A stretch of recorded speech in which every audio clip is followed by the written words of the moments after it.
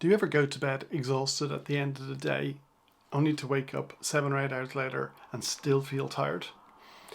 Maybe you're not getting the rest that your body, your spirit, your soul needs.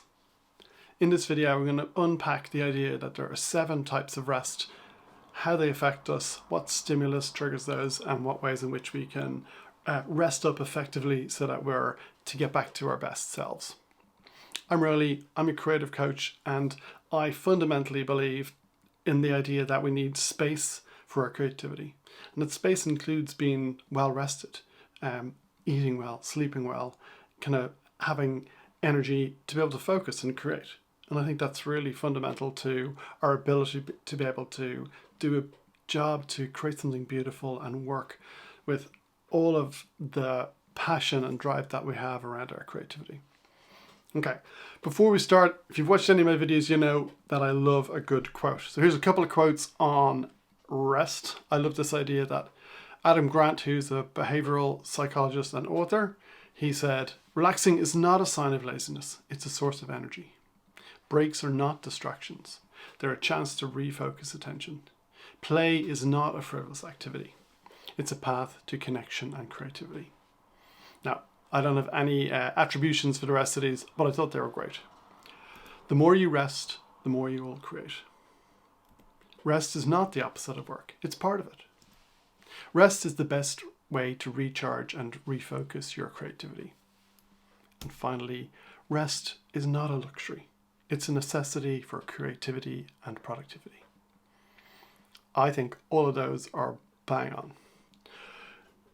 And then to get on to the idea of the 7 types of rest. I only came across this kind of recently, and I was like, oh, actually, when I heard about it, I was like, that makes a lot of sense. It comes from a doctor in the States called Dr. Sandra Dalton Smith, and she's written this book called Sacred Rest.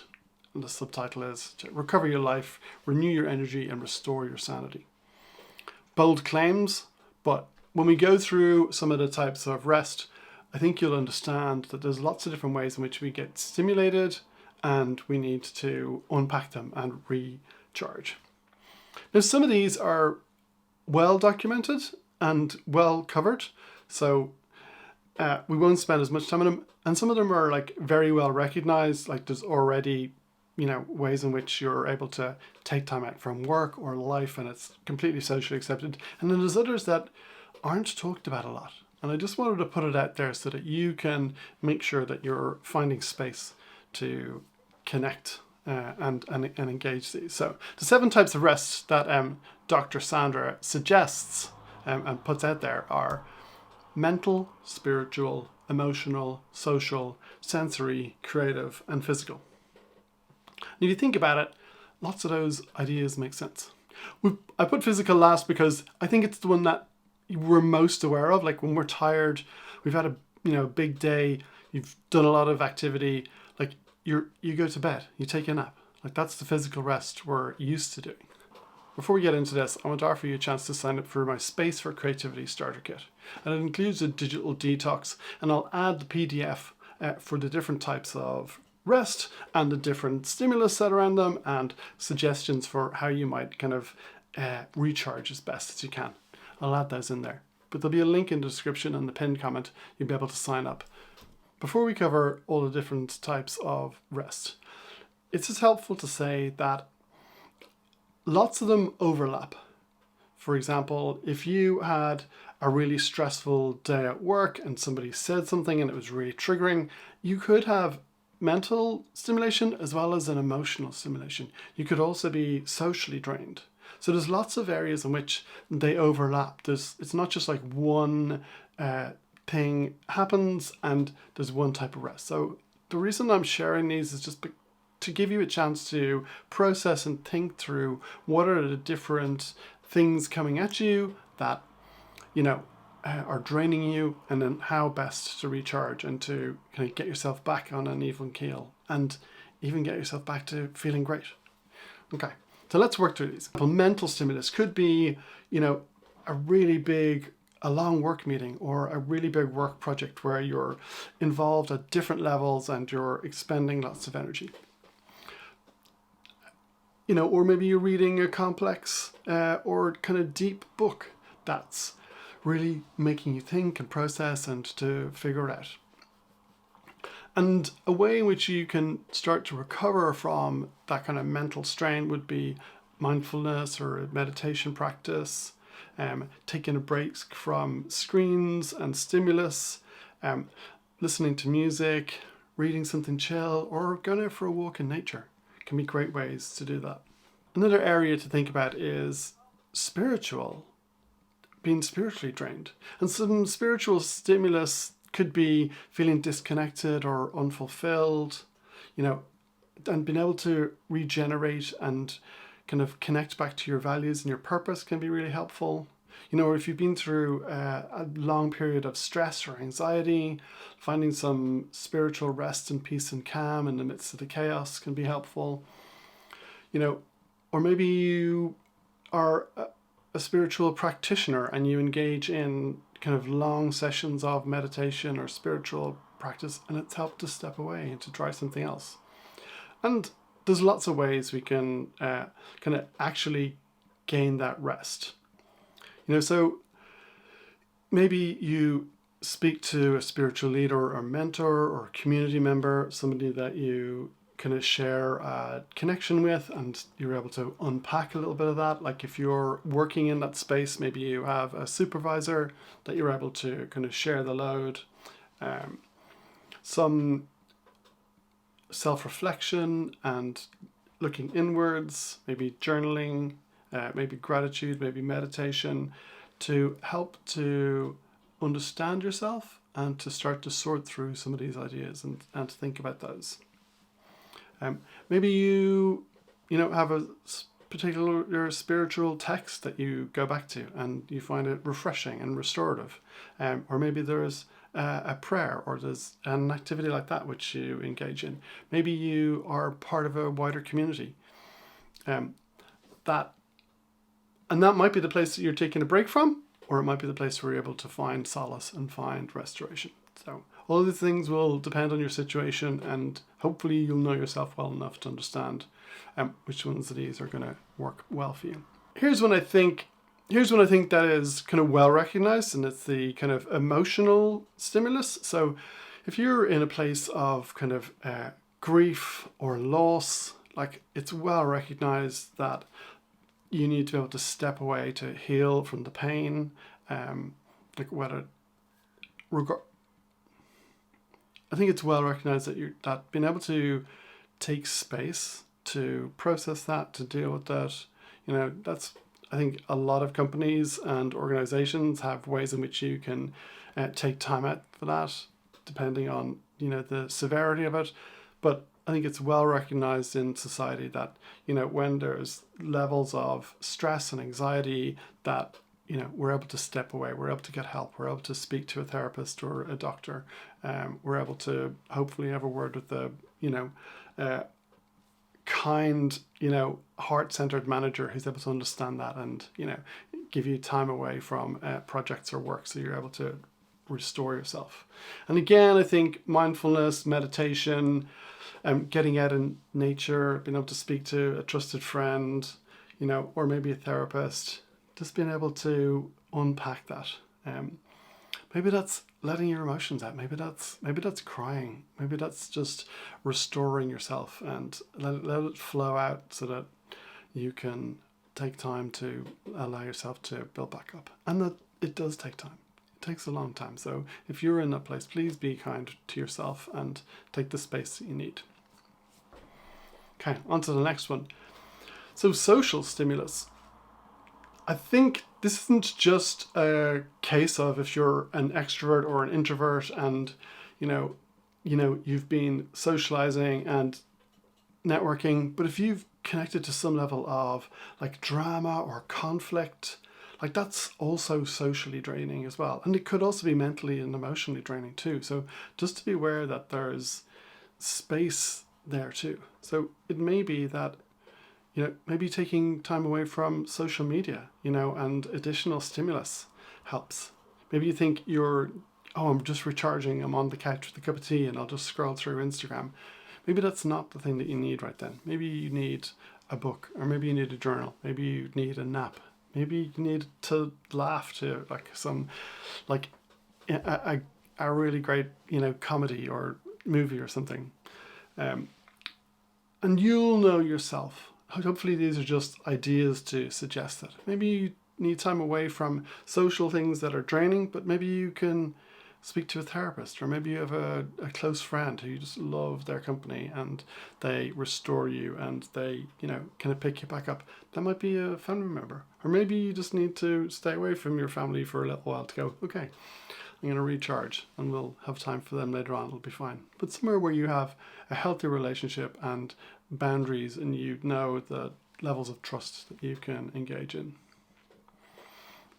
Also, taking time for like some solo activities. So maybe that's going for a walk or hiking. Maybe it's reading. Maybe it's yoga. Whatever that might be. Just think about what's going to be best for you. This one has come up certainly in my house because we have an awful lot more conversations around neurodivergence and people who are neurotypical.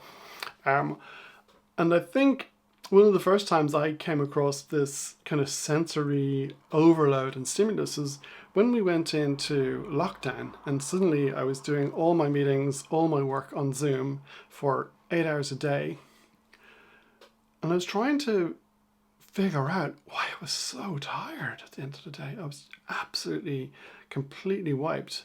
But I didn't realize that I was just talking to a camera and looking at a screen, and I wasn't getting any of the usual kind of recharge or energy that I'd get as an extrovert, by being in the room with people. I was having to try and interpret people's, body language by a little picture of them on a screen. You could only just kind of hear them. You weren't kind of getting the same level of, dynamics around being socially connected with somebody.